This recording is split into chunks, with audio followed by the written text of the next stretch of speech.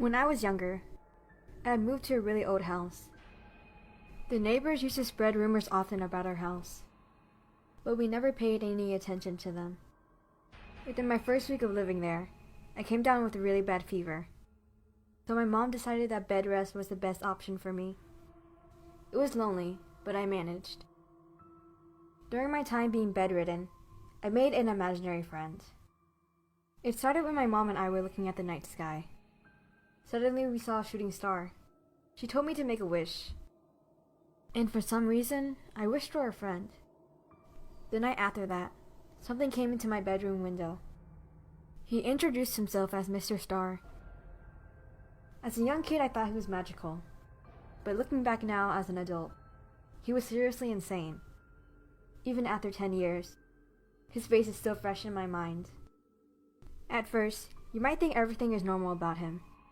He wore a black suit that fit him perfectly, and he had white hair that looked like stars sewn together. But there was one thing that made him inhuman: his eyes.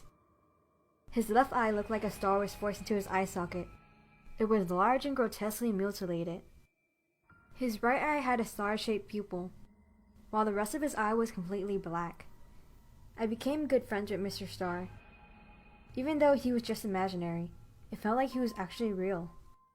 We did what normal friends did at first. Playing board games, hide and seek around the house, things like that.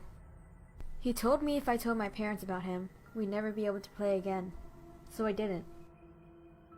Mr. Star was always talking about this fun place over the hill behind my house. He never told me what it was specifically, just that I would love it there, and that there were tons of other kids there that he used to play with. Mr. Star slowly became more and more violent as the days went by. He would come in with kitchen knives, insisting that we juggle them. And when I said no, he would disappear for days at a time, like he was having a temper tantrum. He was my only friend, so I was always happy when he came back, and everything would go back to normal, until he decided he wanted to play another dangerous game. After a month of living at that house, my family had decided to move again. I was kind of relieved to get away from Mr. Star, even though he kept me company. I still knew he was dangerous.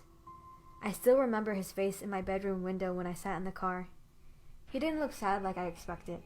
He looked upset, like he wanted to hurt me. Years later, I came back to the house.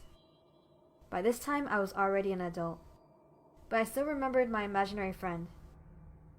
Out of curiosity, I went over the hill to see if there was actually a place for kids there.